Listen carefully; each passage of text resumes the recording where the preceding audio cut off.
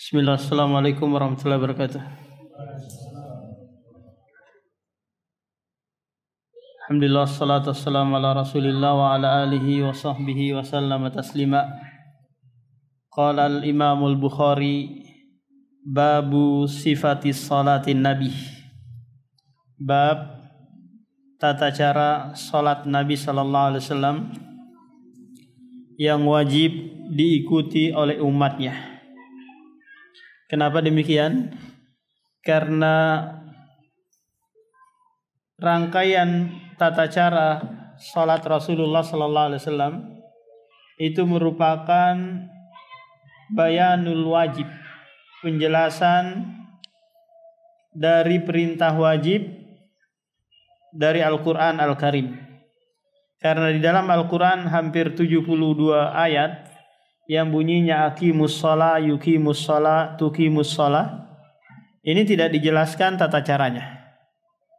Sehingga datang Rasulullah menjelaskan baik dengan perbuatan maupun dengan ucapan. Naik di atas mimbar mempraktekkan salat, dilihat oleh sahabatnya, dan Rasulullah juga menyampaikan sallu kama ra'aitumuni usolli. Salatlah kalian sebagaimana kalian melihat aku salat.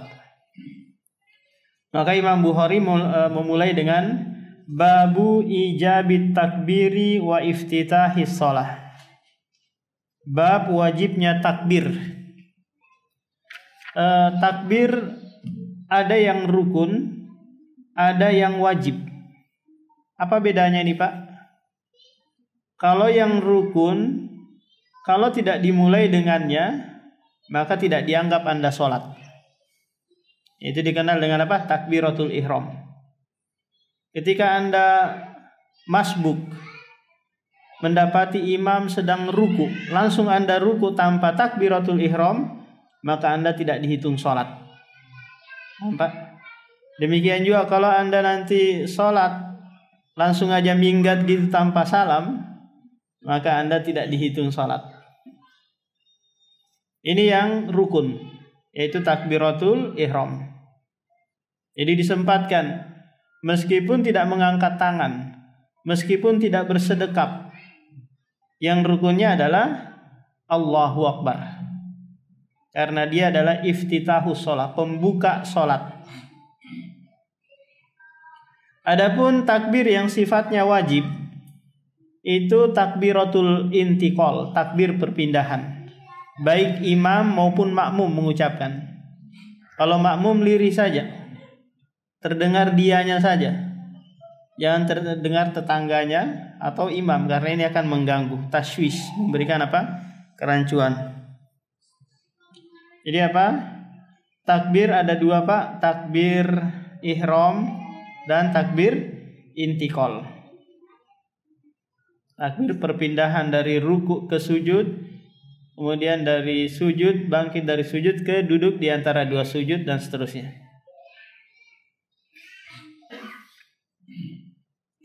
Nah, karena kita tahu bersama bahwa di dalam sholat itu ada beberapa rangkaian. Yang pertama rukun. Sebelum masuk ke dalam sholat ada syarat-syarat.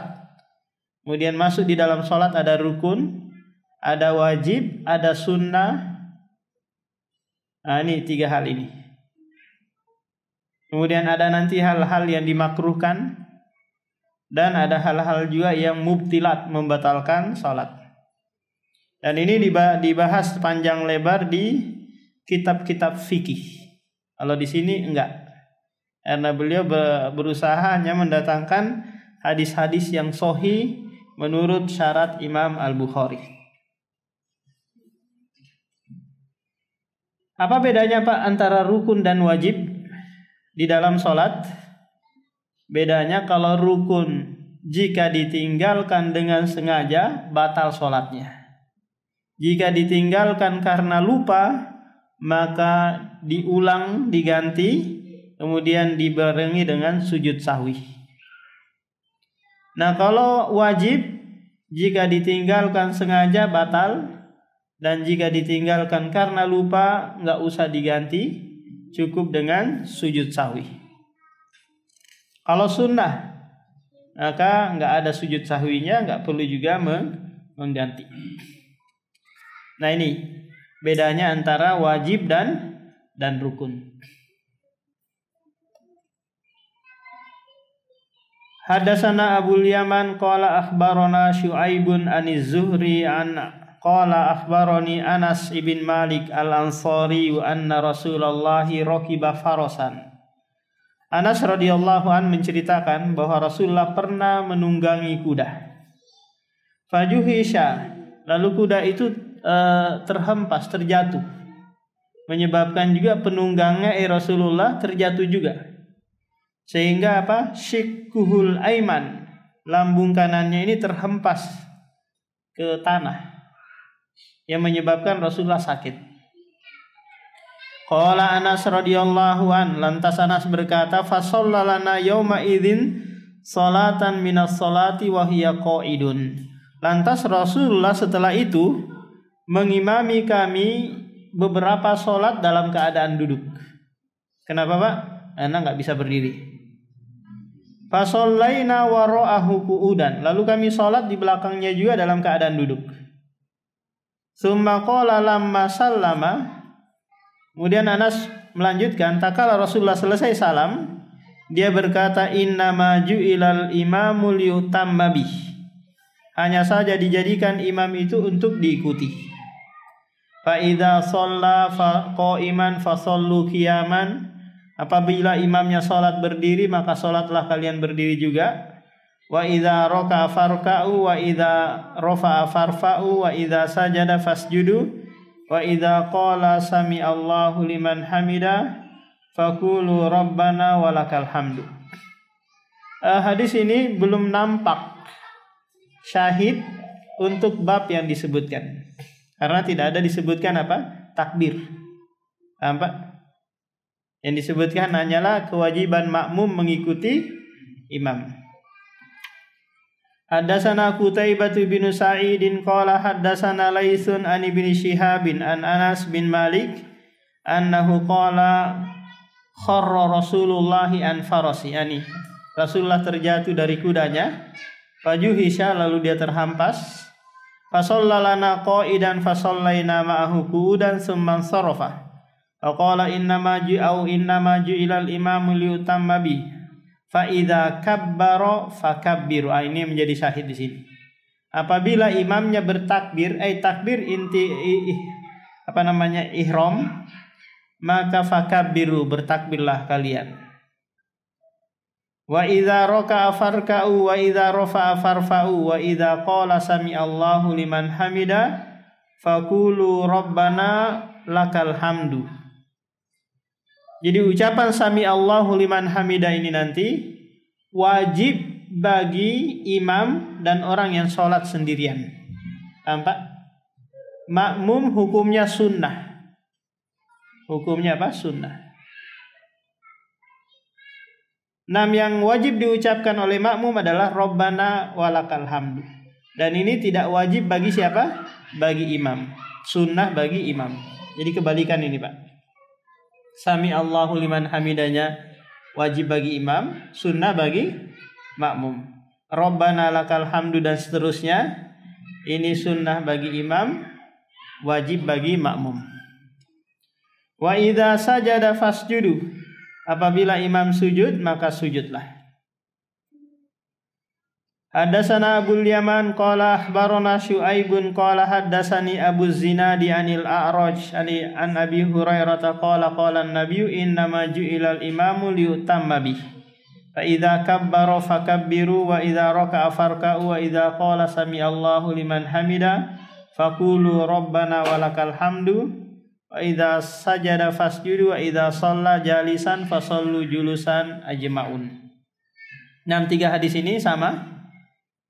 Cuma diriwayatkan dari dari sahabat yang berbeda dan dari tabi'in yang berbeda pula. Babu raf'il yadaini fit takbiratil ula ma'al iftitahi sawa. Bab mengangkat kedua tangan pada takbir yang pertama. Apa itu? Takbir ihram, takbiratul ihram. Dan takbir intiqal nanti. Dari mana ke mana ini akan dijelaskan nanti. Jadi mengangkat kedua tangan hadzwal mankibain, sejajar dengan dengan pundak atau bawah telinga ini hukumnya sunnah. Paham? Tidak sampai wajib, tapi sunnah. Haddatsana Abdullah bin Maslamah an Malik ibni Anas an ibni Syihab bin an Salim ibni Abdullah an abihi ay Abdullah bin Umar anna Rasulullah kana yarfa'u yadayhi hadwa mankibaihi. Kata Anas, Abdullah bin Umar adalah Rasulullah mengangkat kedua tangannya sejajar dengan pundaknya. Kapan itu? Idzaftataha shalah, apabila dia memulai salat atau membuka salat. Takbiratul ihram.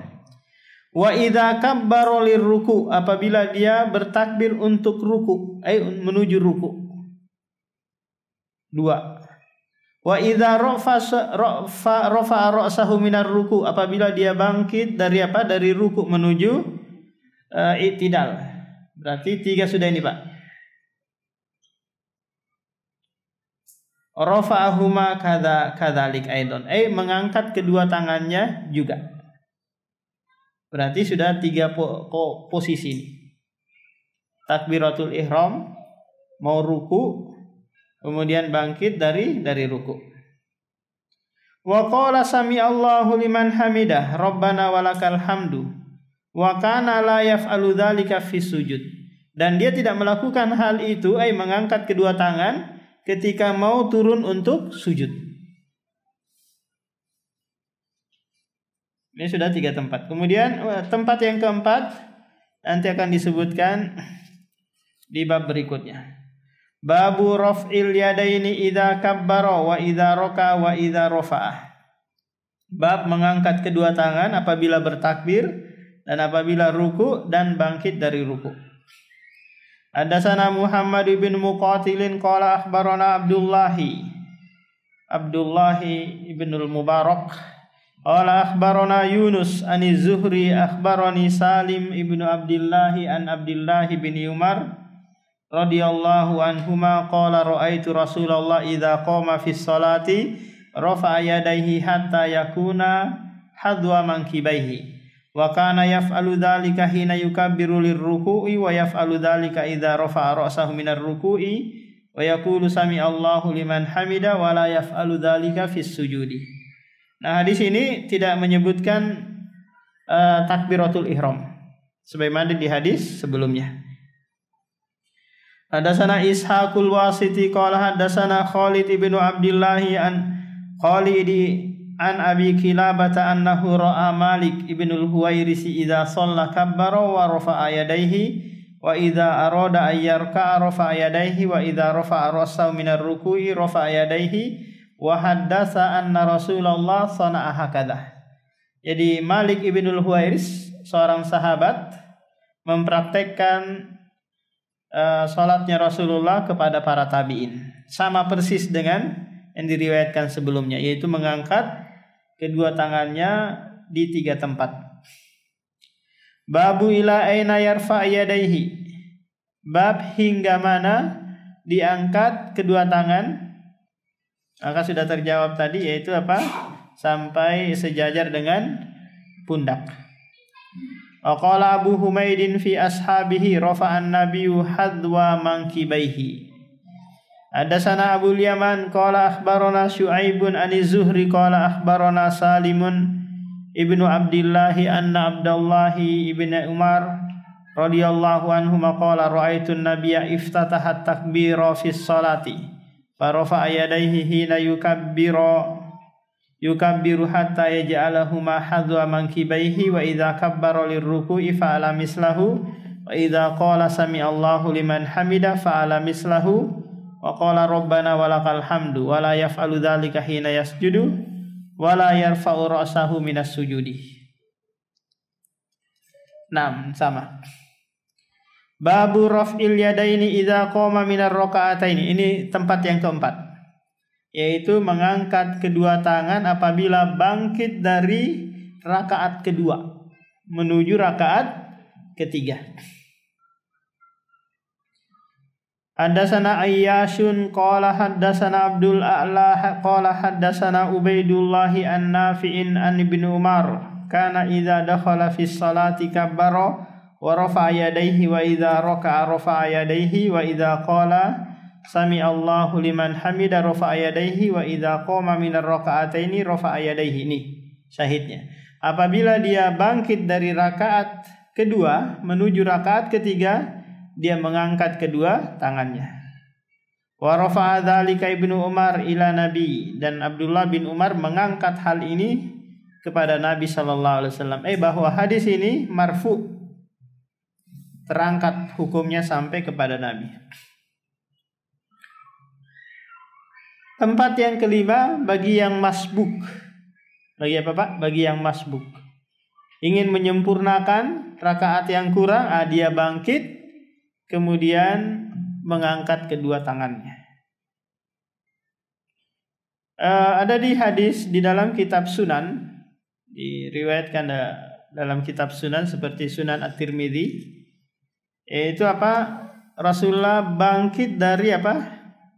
Dari sujudnya, mengangkat kedua tangan, kemudian juga ingin turun lagi ke sujud, ini mengangkat kedua tangannya. Tapi sini sudah disebutkan wala yarfa'u ra'sahu wala hina yarfa'u ra'sahu minas sujudi.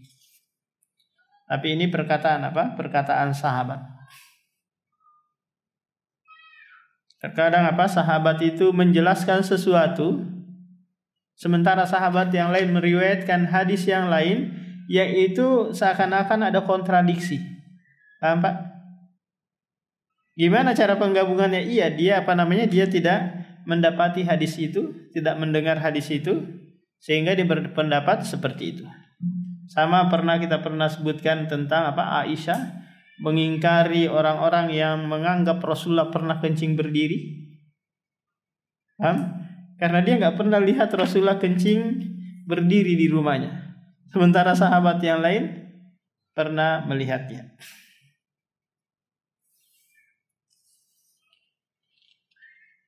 Rawahu Hammad ibnu Salama an Ayyub an Nafi an ibni Umar anin Nabi wa ra'a ibnu Tahmana an Ayyub wa Musa ibnu Uqbata mukhtasaran.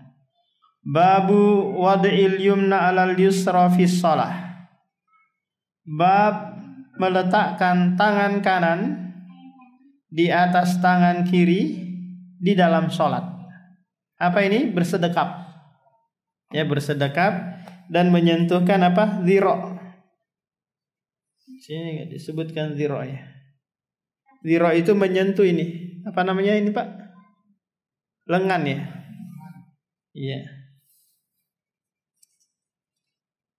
Apakah nanti di atas perut, di atas dada, atau di antara tengah-tengahnya? Ini boleh. Karena disebutkan apa di dalam hadis yang lain fis sodr. Apakah fi di sini bermakna ala ataukah dorfiyah? Ini terjadi khilaf. Hadatsana Abdullah bin Maslamah an Malik an Abi Hazim an Sahl bin Sa'din qala kana an-nasu yu'maruna ayyadu ar-rajulu al-yada al-yumna ala dhira'ihi al-yusra fi shalah. Qala Abu Hazim la a'lamuhu illa yunmi dzalika ila nabi. Qala Ismail yunma dzalika wa lam yakul yanmi. Kata Sahal bin Sa'din, qala kana nas, adalah manusia, pasti sahabat ini. Yu'maruna, diperintahkan. Siapa yang memerintahkan? Pasti Rasulullah. Jadi ketika sahabat mengatakan kunna atau kana, kemudian disandarkan hal itu kepada Nabi, maka ini hukumnya apa? Marfu'un hukman. Hukumnya terangkat sampai kepada Nabi. Sehingga sama saja halnya Nabi yang ngomong, tapi bukan dia yang menceritakan. Adalah para sahabat diperintahkan meletakkan tangan kanannya di atas zira' lengan kirinya di dalam sholat, bersedekap. Qala Abu Hazim, berkata Abu Hazim, la a'lamuhu, aku tidak mengetahui hal ini kecuali disandarkan kepada Nabi sallallahu alaihi wasallam. Demikian juga Ismail berkata yunmah walam yakul yanmi. Apa bedanya nih Pak? Yunmi, ya yunma, yanmi. Apa bedanya? Ini yang paham orang yang belajar ilmu nahwu dan sorof. Kalau yunmi ini rubai yang berasal dari kata af'ala yuf'ilu, anma yunmi. Sama dengan aslama yuslimu, islaman. Kalau yunma ini fi'il sulasi yang majhul, yang tidak disebutkan pelakunya atau subjeknya. Kalau yanmi itu disebutkan subjeknya, bahwa sahabat menyandarkan hal itu kepada Nabi. Nah, itu bedanya Pak. Babu al-khusyu'i fi shalah, bab khusyuk di dalam salat. Apa kira-kira hukumnya khusyuk di dalam salat Pak Joko? 02. Apa Pak Joko? Khusyuk dalam salat hukumnya. Apakah dia rukun, syarat, sunnah, ataukah dia kewajiban? Pilih Pak Joko.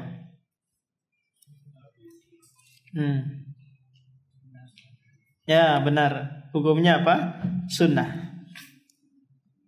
Bukan bagian dari apa? Dari rukun atau kewajiban. Khusyuk ini penentu pahala sholat kita. Karena Rasulullah pernah menyebutkan, tidaklah seseorang itu tak kala dia sholat, melainkan dia akan mendapatkan setengah, sempurna, sepertiga, seperempat, bahkan 1/10 dia dapat, kecuali apa? Dilihat dari apa? Kekhusyuannya. Apa itu khusyuk Pak? Khusyuk itu adalah tuma'ninatul qalbi ma'asukunil jawari. Ketenangan hati yang dibarengi dengan apa? Ketenangan anggota tubuh. Jadi kalau ada orang sholat kok garuk-garuk, sibuk aja, kepalanya digaruk, pantatnya digaruk, paham? Luarnya aja tidak khusyuk, menunjukkan apa yang ada di dalam juga tidak khusyuk. Ada saja dia pikirkan. Kalau orang sufi berkata, jika antum sholat, jika anda sholat mikirin panci, itu sama anda menyembah panci. Jika mikirin perempuan, anda sedang menyembah perempuan. Nah, itu orang sufi, orang nyeleneh. Nah,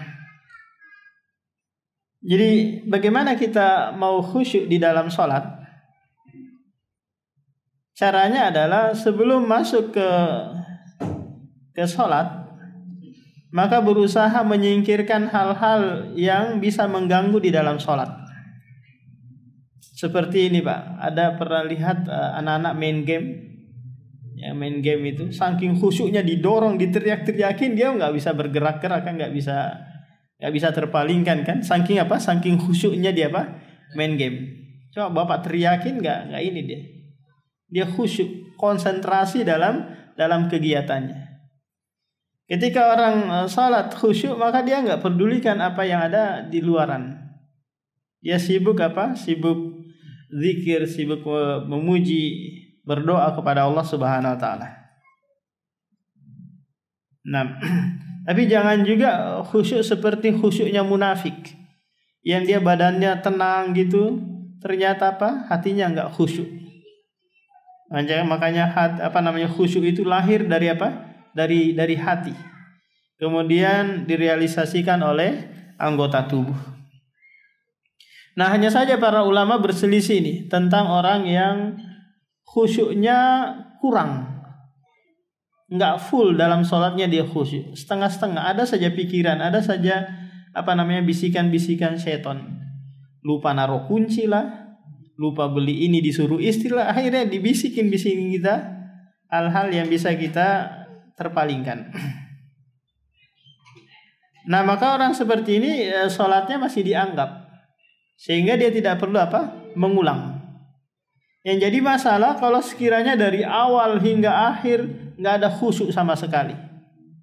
Nah, ini terjadi khilaf. Abu Hamid Al-Ghazali menganggap harus diulang sholatnya. Adapun yang lainnya nggak perlu diulang, karena dia adalah perbuatan sunnah, kalau ditinggalkan jatuh pada hukum makruh. Allah Subhanahu wa taala berfirman dalam surah Al-Hadid ayat 16, "Alam ya'ni lil ladzina amanu an takhsha'a qulubuhum li dzikrillah." Belumkah tiba masanya orang mukmin itu hati mereka khusyuk di saat mengingat Allah, di saat sholat dan yang lainnya. Kata Abdullah bin Mas'ud, ayat ini turun 4 tahun setelah keislaman kami. Teguran keras bagi kami orang-orang mukmin, sahabat gitu. Setelah 4 tahun keimanan kami. Ayat ini pula yang membuat Fudail bin Iyad, seorang ulama besar gitu ya, bertobat. Dari asalnya sebelumnya dia adalah perampok besar. Kala dia jatuh cinta kepada seorang akhwat yang dia pernah lihat. Nah, dia seorang perampok, berani masuk ke rumah orang gitu. Akhirnya dia saking penasaran, kepengen ketemu akhwat tersebut, dia manjat pagar rumah akhwat itu. Qadarullah akhwat ini lagi murojaah, lagi baca Al-Quran. Sampai di ayat Alam ya'ni lil ladzina amanu an takhsha'a qulubuhum li dzikrillah. Belumkah tiba masanya orang mukmin itu khusyuk hati mereka? Mendengar ayat ini, kata Fudail bin Iyad, "Al-an ya Rob, sekarang saya mau khusyuk." Akhirnya dia tinggalkan pekerjaan buruknya itu sebagai seorang perampok. Kemudian pergi ke Mekah, belajar dan ibadah di sana. Haddatsana Ismailu qala haddatsani Malikun an ibni Zinad anil A'raj an Nabi Hurairah anna Rasulullah qala hal tarawna qiblati hahuna.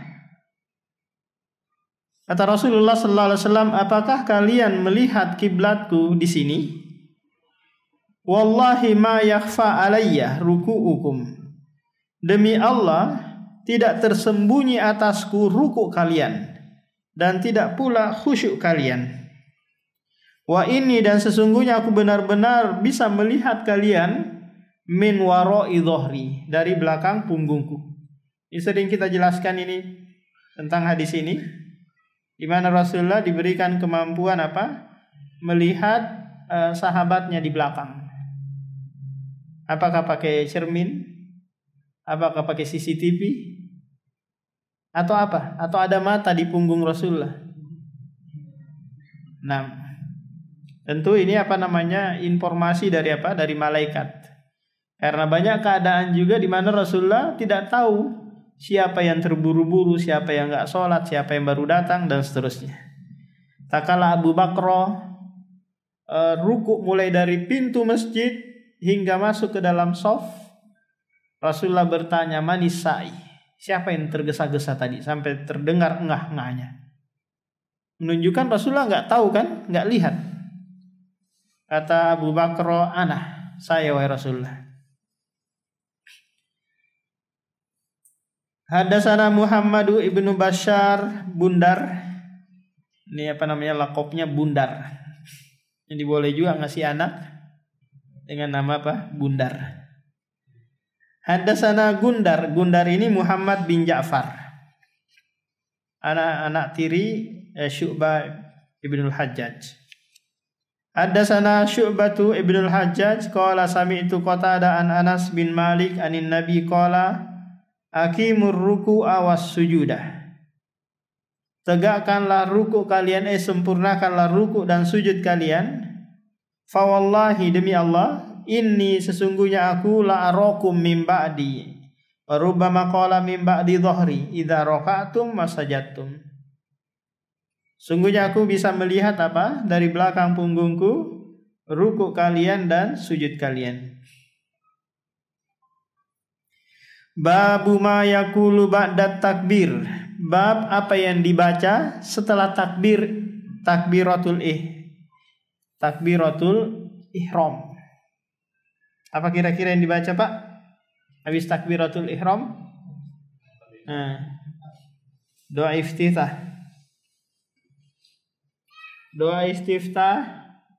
Kemudian ta'awud.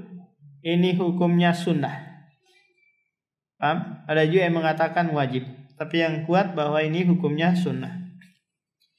Kemudian setelah itu Al-Fatihah. Yang jadi masalah di antara mazhab Syafi'i dan Hambali tentang apa? Tentang bismillah fil jahr. Takala apa? Salat jahriyah. Apakah membaca bismillahirrahmanirrahim ataukah tidak? Nah, ini kembali pada apa? Pada penentuan apakah bismillahirrahmanirrahim itu ayat dari surah Al-Fatihah ataukah bukan. Apa? Kalau mazhab Syafi'i menganggap bahwa bismillahirrahmanirrahim bagian dari surah Al-Fatihah. Sehingga kalau kita lihat di mushaf-mushaf itu, Pak, ayat pertama itu pasti apa? Bismillahirrahmanirrahim. Kalau mazhab Hambali enggak menganggap. Karena nanti riwayatnya akan disebutkan di sini bahwa Anas bercerita, aku sholat di belakang Abu Bakar, Rasulullah, Umar, Utsman, mereka tidak pernah memulai dengan bismillahirrahmanirrahim. Yang intinya adalah bismillahirrahmanirrahim itu adalah ayat dari ayat-ayat Al-Qur'an. Di mana tatkala Sulaiman mengirim surat ke Ratu Balqis, isinya innahu min Sulaiman wa innahu bismillahirrahmanirrahim. Adapun pembuka pada setiap surah kecuali surah Al-Bara'ah atau surah At-Taubah, ini adalah pembuka surat saja. Istilahnya apa? Kita isti'anah, meminta keberkahan, meminta tolong kepada Allah dalam memulai membaca surat tersebut. Coba kita lihat di surah-surah yang lain, itu bukan bukan bagian dari surah tersebut kan, kecuali di surah Al-Fatihah. Lantas kalau bismillahirrahmanirrahim bukan bagian dari Al-Fatihah, di mana ayat ketujuhnya, Pak? Ya kan? Coba kita hitung dulu. Alhamdulillahirabbil alamin ayat pertama. Ar-Rahmanirrahim ayat kedua. Maliki yaumiddin ayat ketiga. Iyyaka na'budu wa iyyaka nasta'in ayat keempat. Ihdinas siratal mustaqim ayat kelima. Siratal ladzina an'amta 'alaihim ayat keenam. Ghairil maghdubi 'alaihim waladdallin ayat ketujuh. Paham? Nah ini. Siratal ladzina an'amta 'alaihim ayat 6 ayat ke-6. Kemudian lanjut ghairil maghdubi 'alaihim waladdallin ayat ke-7.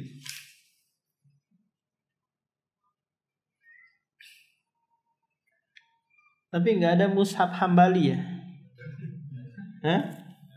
Enggak ada. Yang ada mushaf Utsmani. Enggak ada juga mushaf Syafi'i. Haddatsana Hafsu ibnu Umar qala haddatsana Syu'bah an Qatadah an Anas bin Malik anna Nabiyya wa Abu Bakrin wa Umar radhiyallahu anhuma kanu yaftatihuna sholata bi alhamdulillah.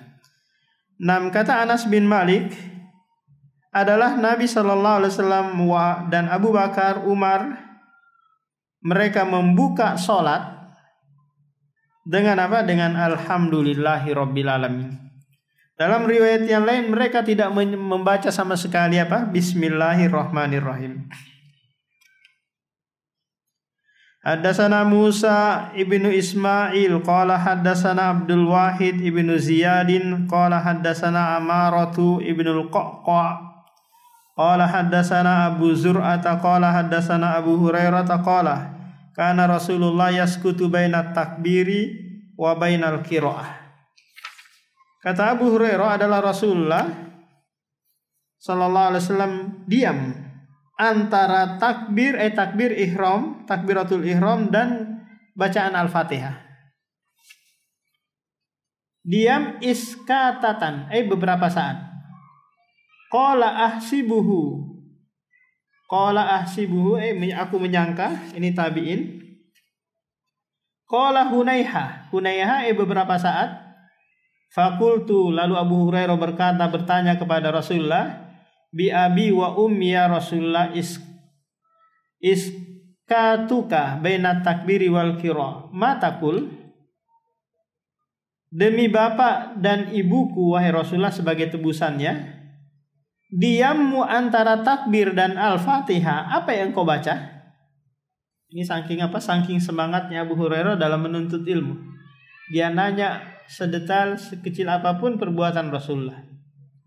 Lantas Rasulullah menjawab, aqulu Allahumma ba'id baini wa baina khotoyaya kama ba'adta bainal masyriqi wal maghribi. Allahumma naqqini min khotoya kama yunaqqa as-saubul abyadu minad danas. Allahumma ighsil khotoya bil ma'i wassalji wal bar. Ini doa apa? Istiftah. Dan ada 12 macam yang datang dari Rasulullah. Maka kalau kita ada waktu luang, baca yang panjang-panjang. Kalau waktunya agak sempit, baca yang pendek-pendek, bervariasi. Agar enggak itu aja sudah 30 tahun sholat, itu saja dibacanya. Jadi diusahakan bervariasi. Enggak monoton satu bacaan saja. Litaf'ala sunnata min wajhaini. Agar Agar sunnah Rasulullah dilakukan. Kalau enggak satu saja kita cukupkan, maka yang lain bisa dilupakan. Jadi ingat bahwa doa istiftah ini Pak, hukumnya sunnah. Apa artinya? Allahumma ya Allah ba'idni, jauhkanlah baini, antara aku, wa baina khotoyaya, dan antara dosa-dosaku, sebagaimana engkau menjauhkan antara timur dan barat. Ya Allah, nakini, bersihkanlah aku dari dosa-dosa, sebagaimana engkau membersihkan pakaian putih dari kotoran. Ya Allah, mandikanlah aku, bersihkanlah aku dari dosa-dosaku dengan air, salju, dan es bat. Nah, kalau Pak Heri apa? Doa istiftahnya Pak Heri? Ini aja. Pak Joko? Allahu Akbar kabirah. Hidayat apa? Lupa sudah ya. Pas sholat aja baru diingat. Nah memang gitu, karena sudah jadi hafalan rutin gitu. Ingatnya nanti pas memulai, pas mau melakukan aja. Menghadirkan di luar itu agak susah. Bukan siapa? Ini terus menerus. Kadang-kadang ganti ya. Demikian Pak, ada yang bertanyakan?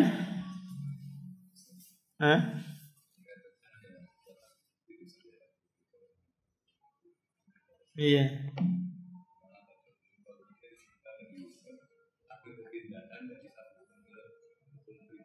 Iya. Iya, kecuali tadi sami Allahu liman hamidah.